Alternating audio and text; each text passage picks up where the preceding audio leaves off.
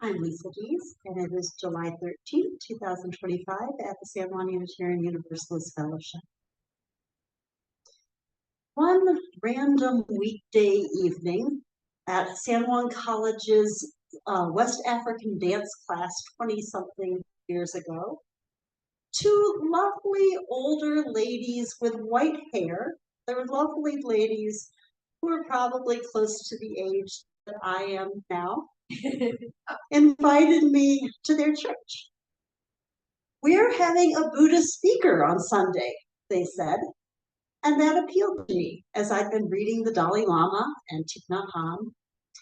I wasn't so sure about church, as I had left behind my childhood Baptist religion, and I thought of myself as a member of the Church of the Big Blue Dome outside. I don't remember if I visited that first Sunday with my family or by myself, but I came back again and again, discovering a religious community that I didn't even know I was looking for. The phrase from Unitarian Universalist principles that first drew me in was the respect for the interdependent web of life. That phrase reinforced verbiage that I had recently used when I had written a personal mission statement. I wrote, "We are all connected to each other in ways that we may never understand." I was in my early 30s then, looking for the themes of my life, what really mattered to me. And that phrase brought together my passions for staying in touch with others, my professional work in history, my love for novels in which characters' lives unexpectedly weave together, my passion for compost, and a beginner's mind for Buddhism.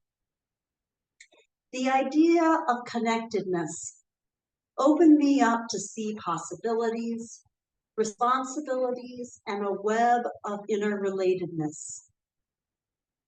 We are connected. We need and we rely on those connections. That's what interdependence means. We can find countless connections and ways in which our lives and our shared community have shaped ourselves and each other. That is the nature of connection. These connections sustain and support us in interwoven ways. That's interdependence. We don't have to try to be interdependent. We need to recognize and live into the truth of interdependence. What we do with our connections is what matters. In a culture that continually reinforces independence, we easily forget our interdependence. Sometimes we act as if we live in vacuums, rather than seeing the impact of all of our choices. When we forget our interdependence, we act as if our actions don't have consequences. And that makes it easy to perpetuate systems of harm, whether reinforcing systemic racism, overlooking economic injustice all around us, or ignoring climate change. Our shared UU value of interdependence invites us to honor the interdependent web of all existence. The words in our value statements that expand on this value say, "We covenant to cherish Earth and all beings by creating and nurturing relationships of care and respect. With humility and reverence, we acknowledge our place in the great web of life, and we work to repair harm and damaged relationships." Theologian and Unitarian Universalist Association President Sophia Bentoncourt has opined that she wishes the Unitarian Universalist value of interdependence had a qualifier: accountable interdependence, relational interdependence, justice-seeking interdependence, value-driven interdependence, or faithful interdependence. Because interdependence is a given. It weaves through our everyday worlds, often with unwelcome consequences. Pollution travels downstream. violence can create a vicious cycle. Interdependence, Betancourt asserts, is tender, important, and complicated. I agree. And our question is not whether or not we are interdependent, but what we do about that connectedness. Do we, as Betancourt urges, understand our relationships in a more complicated way?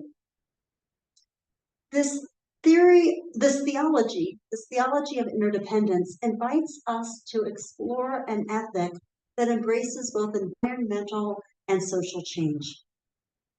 Dr. Ruha Benjamin of Princeton University uses the pandemic as a way to rethink interdependence and a commitment to justice. In her 2022 book, Viral Justice, she explores how small-scale practices of creating just communities can lead to impactful results. Benjamin also starts by assuming interdependence as recognized by indigenous cultures for millennia. We don't aspire or try to be interdependent.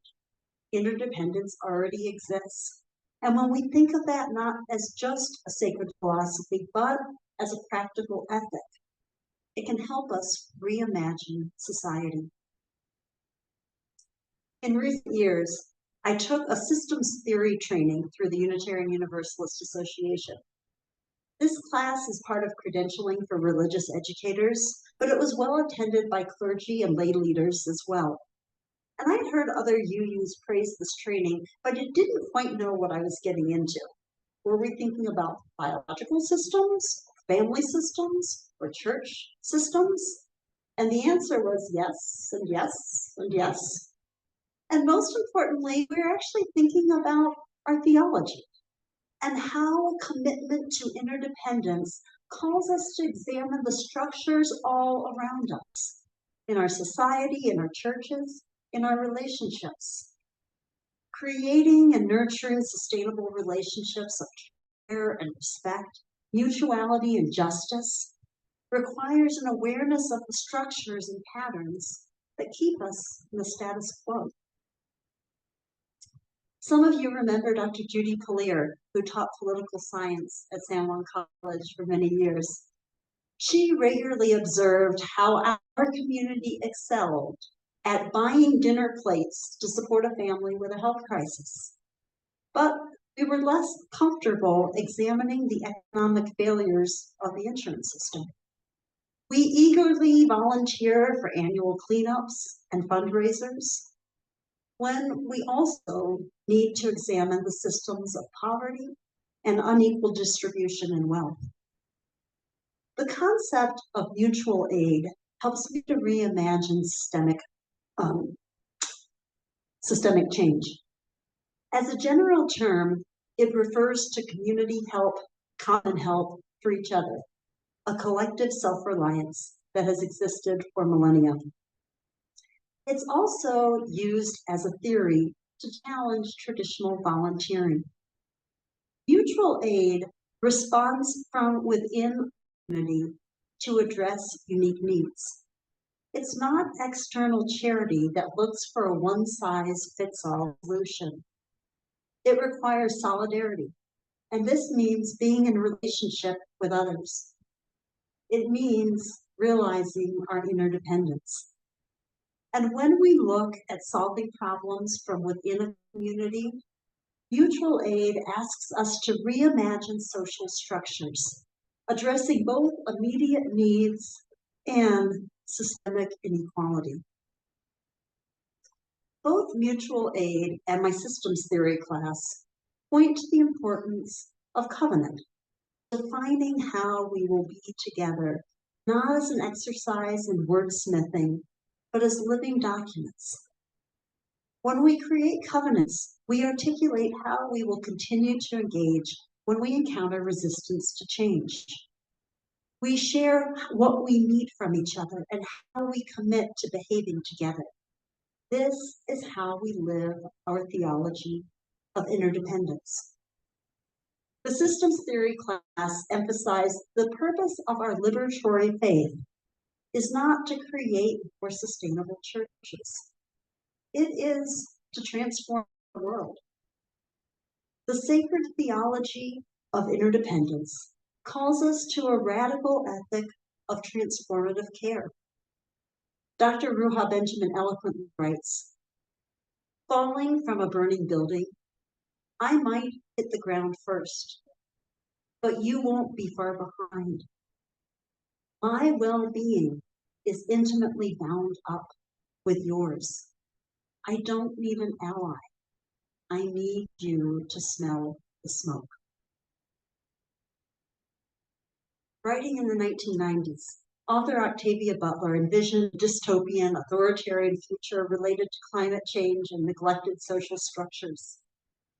An interviewer asked her what the solution was to the problems that she described, and she responded that there wasn't one. Well, that's the answer that the reporter published, but that's not what Butler really had to say. She had responded, "There's no single answer that will solve all of our future problems. There's no magic bullet. Instead, there are thousands of answers, at least. You can be one of them if you choose to be." And that is the concept that Dr. Ruha Benjamin describes as viral justice. She calls the process of being part of the thousands of answers finding our plots. We are all invited to discover what it is that we're good at and how we come alive. Then we tend to the needs that are all around us. That is living out our connections. Change starts small, but the pandemic taught us how something small, microscopic, can have immeasurable impact. Justice, too, can be viral. Thousands of plots make a different landscape. Practical living interdependence starts when we recognize connections all around us. We are all connected in ways that we may never understand. Shortly after I came to this fellowship years ago, I spent a week at Deer Park Monastery in Escondido, California. And I came home with a modified dinner blessing that my family has recited for years. This food is the gift of the earth, the sky, and much hard work. Let us be truly grateful. We said it day after day. We intoned it like a Gregorian chant. This food is the gift of the earth, the sky, and much hard work. Let us be truly grateful. And we let it sink into our way of thinking. This food is the work of farmers, of truck drivers, and grocery store clerks. It comes from sunshine and rain and the paycheck that I bring home. As the Buddhist monk Thich Nhat Hanh has often said, my tea contains a rain cloud. Living our interdependence begins by recognizing the connections around all of us. I invite you to see and to act on the connections all around you.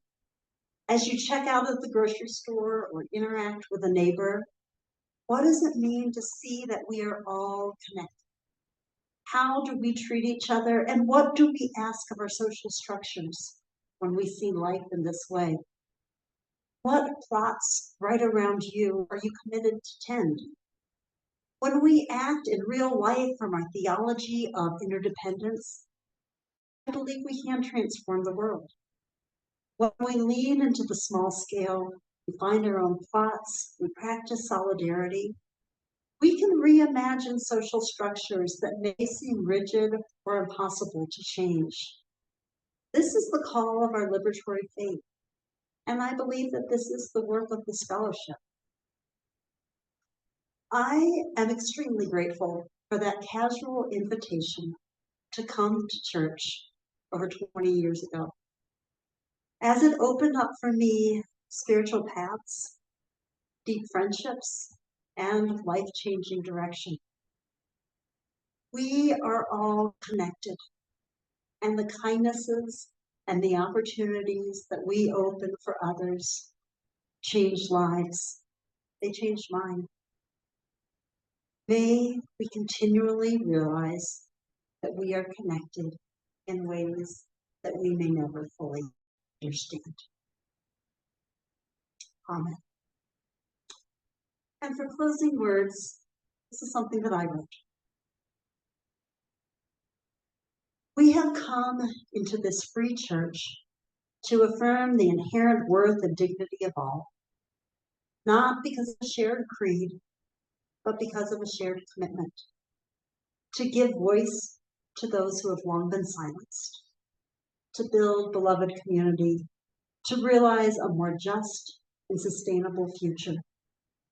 We have come together to connect ourselves with truths that are larger than any one individual, knowing that we are connected in ways we may never understand. In these shared convictions and values, let us live our interdependence, realizing our connectedness and how we take our love into the world. And let's join together for our closing song.